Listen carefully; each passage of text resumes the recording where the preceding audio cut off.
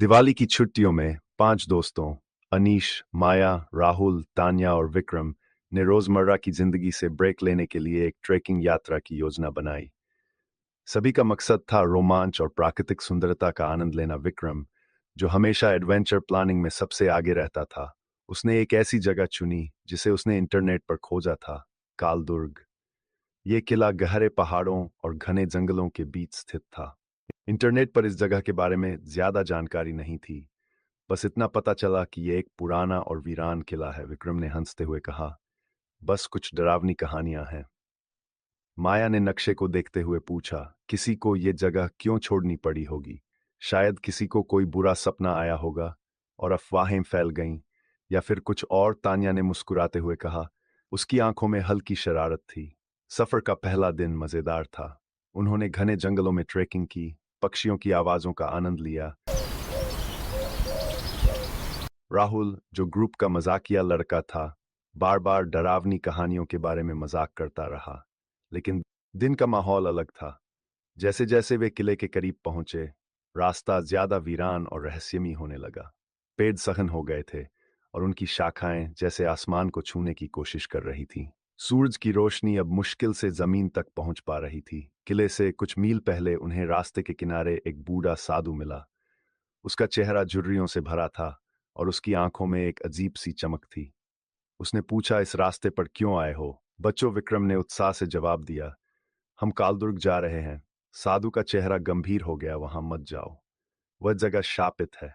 माया ने पूछा, क्यों शापित है? साधु ने एक लंबी सांस ली और बोला, कई साल पहले वहां एक क्रूर राजा रहता था। उसने अपने राज्य की प्रजा पर इतने अत्याचार किए कि उनकी आत्माएं अब भी उस जगह पर भटक रही हैं।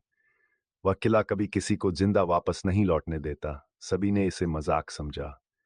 राहुल ने हंसते हुए कहा, धन्यवाद, हम संभल कर रहेंगे। साधु ने गहरी नजरों से उन्हें देखा और बड़बड़ाया, शाम होने से पहले लौट आना, वहां अंधेरा खतरनाक होता है। शाम होते होते वे किले के पास पहुंच गए। जैसे ही किला उनकी नजरों में आया, एक अजीब सी ठंडी हवा का झोंका उनके शरीर से गुजरा। किला विशाल था, लेकिन खंडहर में बदल चुका था।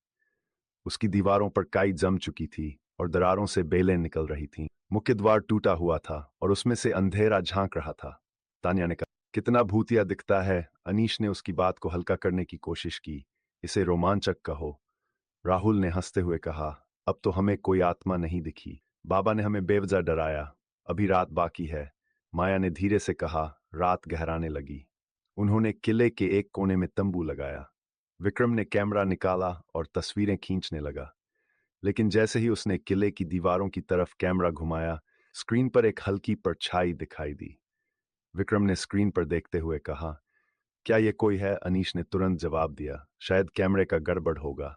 लेकिन जैसे ही रात और गहरी हुई, अजीब आवाजें सुनाई देने लगीं, किसी के फुसफुसाने की, पैरों के घिसने की।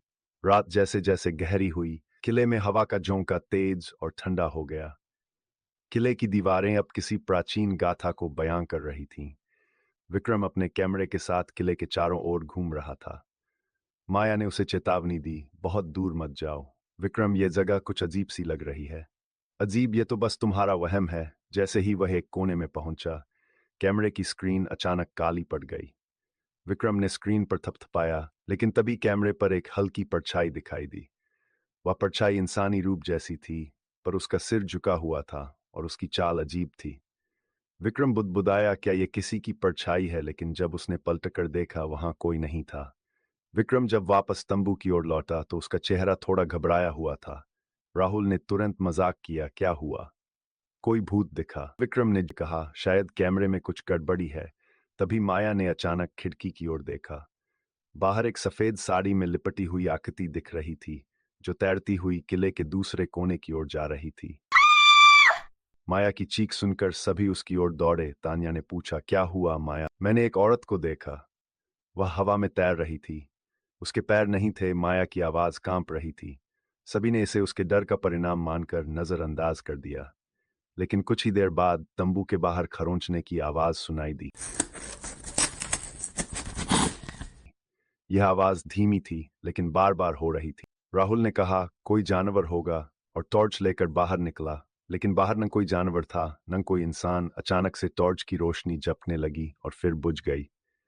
राहुल ने वापस अंदर आते ही कहा, यह जगह सच में डरावनी है। शायद हमें सुबह का इंतजार करना चाहिए या फिर अभी लौट चले। माया ने घबराते हुए कहा, अभी रात में लौटना और खतरनाक हो सकता है। रात के बढ़ने के साथ दोस्तों के बीच डर और तनाव बढ़ने लगा।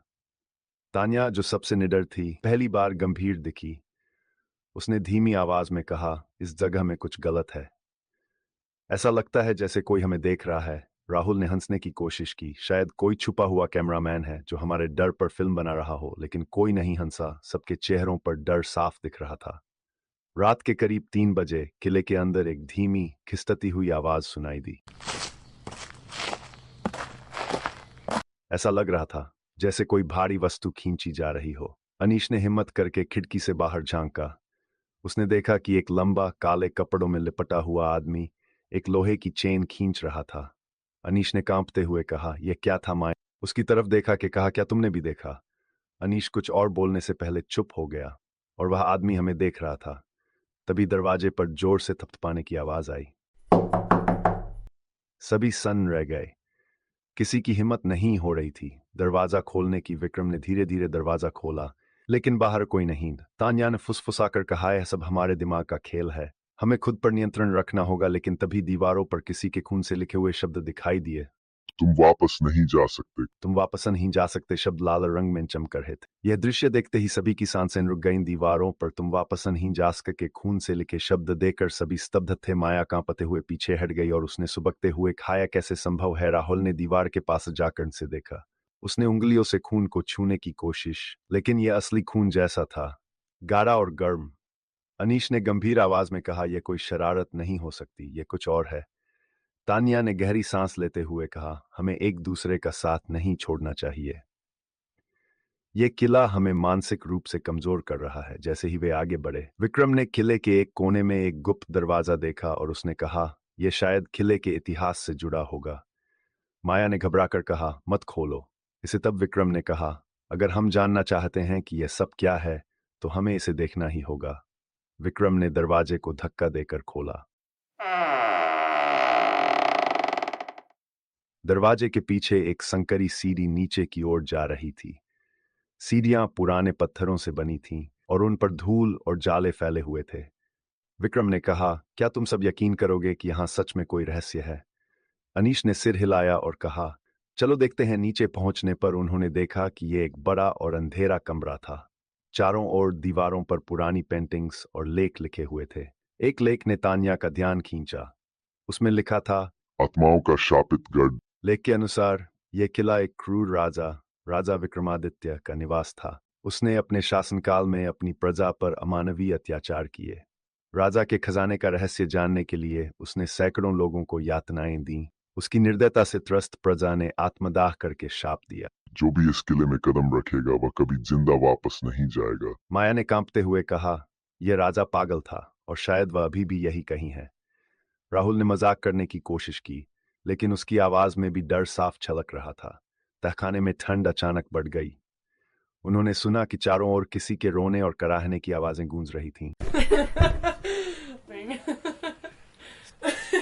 तब तान्या ने फुसफुसाया हुए कहा, यह आवाजें असली लग रही हैं। फिर एक पुरानी लकड़ी की अलमारी अचानक अपने आप खुल गई। उसमें एक प्राचीन पुस्तक थी। विक्रम ने हिम्मत करके उसे उठाया। जैसे ही उसने उसे छुआ, कमरे में अजीब गूंज। तुमने शांति भंग की है, अब तुम हमारे हो। आवाज सुनकर सभी घबराकर बाहर की ओर दौड़े। सीढ़ियों पर चढ़ते समय विक्रम का पैर फिसल गया, लेकिन राहुल ने उसे तुरंत पकड़ लिया। जैसे ही वे ऊपर पहुंचे, दरवाजा अपने आप बंद हो गया। माया रोने लगी, ये सब हमारी गलती है, हमें यहां नहीं आना चाहिए था। अनीश ने उसे समझाने की कोशिश की, शांत हो जाओ, हमें बस सुबह तक किसी तरह यहां रहना होगा। अचानक तंबू के बाहर सफेद और काले धुएं से बनी आकृतियां दिखाई देने लगीं। वे हवा में तैर रही थीं और धीरे धीरे उनकी ओर बढ़ रही थीं। तान्या ने चीखते हुए कहा, ये क्या है? राहुल ने कांपते हुए कहा, ये वही आत्माएं हैं जिनके बारे में बाबा ने हमें बताया था। आकृतियां तंबू के चारों ओर घेरा बना रही थीं।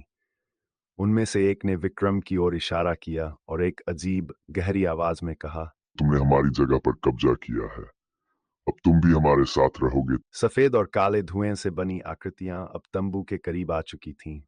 उनमें से किसी के चेहरे दिखाई नहीं दे रहे थे, लेकिन उनकी गहरी डरावनी आवाजें हवा में गूंज रही। तुम हमारे साथ बंध गए हो, यहाँ से भागने का कोई रास्ता नहीं। राहुल ने चिल्लाते हुए कहा, हमें भागना होगा अब और देर नहीं कर सकते। लेकिन माया फर्श पर गिर गई। वह रोते हुए बड़बड़ा रही थी, हमें नहीं बचना चाहिए, वे हमें छोड़ेंगे नहीं, यह सब हमारी गलती है। उठो माया, अनीश ने उसे जोर से पकड़कर खड़ा किया। हमें अभी निकलना होगा। जब वे तंबू छोड़कर बाहर की ओर दौड़े तो उन्होंने पाया कि किले का रास्ता बदल चुका था। यह वही जगह नहीं है। विक्रम ने घबराते हुए कहा, यह सब भ्रम है। तान्या ने समझाने की कोशिश की, यह किला हमारे दिमाग के साथ खेल रहा है। लेकिन जैसे जैसे वे आगे बढ़े, दीवारें खुद ब खुद खिसकने लगी। किले का हर कोना अब अलग दिख रहा था। अचानक राहुल चिल्लाया। वह सबसे पीछे था। जब बाकी दोस्तों ने पलटकर देखा तो वह वहां नहीं था। राहुल कहाँ गया? माया ने चीखते हुए कहा। अनीश ने राहुल पुकारा, लेकिन कोई जवाब नहीं मिला। आगे बढ़ते हुए उन्होंने देखा कि दीवारों पर खून के निशान दिखाई देने लगे थे। एक जगह लिखा था, राहुल अब हमारा है। विक्रम ने घबराकर कहा, नहीं, यह सच नहीं हो सकता। आगे बढ़ते समय तान्या भी एक अजीब आवाज के पीछे खिंच गई। उसने सोचा उसने किसी को अपना नाम पुकारते सुना। तान्या रुको। अनीश ने उसे रोकने की कोशिश की, लेकिन जब उसने पलटकर देखा, तान्या वहां नहीं थी। विक्रम ने कांपते हुए कहा, यह जगह हमें निगल रही है। हमें यहां से बाहर निकलने का कोई तरीका खोजना होगा। आखिरकार माया, अनीश और विक्रम एक बड़े हॉल में पहुंचे। यह हॉल पहले जैसा नहीं था। उसकी दीवारों पर असंख्य चेहरों की नक्काशी थी। वे चेहरों से खून की धार बह रही थी और हर चेहरा दर्द और पीड़ा से भरा हुआ था। माया ने कहा, ये वही लोग हैं जो यहां पहले फांसे थे और अब हम उनकी जगह लेने वाले हैं। अनीश ने धीरे से कहा। जैसे ही वे हॉल के बीच में पहुंचे, माया अचानक जमीन पर गिर गई। उसके शरीर पर गहरे निशान बनने लगे, जैसे किसी अदृश्य शक्ति ने उसे पकड़ लिया हो। उसने चीखते हुए कहा, अनीश मुझे बचाओ, लेकिन अनीश और विक्रम कुछ नहीं कर पाए। माया की चीखें गूंजती रहीं जब तक वह पूरी तरह गायब नहीं हो गई। अब सिर्फ अनीश और विक्रम बचे थे। विक्रम ने कहा, यह हमारा अंत है, हम यहां से कभी बाहर नहीं निकल पाएंगे। लेकिन तभी हॉल के बीच में एक दरवाजा खुला। उसमें से तेज रोशनी निकल रही थी। अनीश ने कहा, शायद यह हमारा रास्ता है। वे दोनों दरवाजे की ओर भागे। जैसे ही उन्होंने उसमें कदम रखा, उन्होंने खुद को वापस उसी जगह पाया जहां से उन्होंने यात्रा शुरू की थी। विक्रम ने कहा, हम बच गए। लेकिन तभी उनकी घड़ियां रुकी हुई दिखी। आसमान में सूरज तो था, लेकिन उसकी रोशनी ठंडी और सफेद थी। और उनके पीछे किले के धुंधले दरवाजे से वही आत्माएं तैरती हुई बाहर आ रही। तुम कभी नहीं बच सकते, ये किला अब तुम्हारा घर है। क्या वे वास्तव में बच पाए, या ये सिर्फ किले का एक और भ्रम था? कहानी यहाँ समाप्त होती है, लेकिन किले की रहस्यमयी छाया अब भी हर आत्मा का इंतजार कर रही है जो उसकी ओर कदम बढ़ाए। आपको ये स्टोरी अच्छी लगी हो तो प्लीज़ हमारे चैनल को लाइक एंड सब्सक्राइब कीजिएगा ताकि नई आने वाली स्टोरी को आप नोटिफिकेशन पा सकें। Thank you for watching.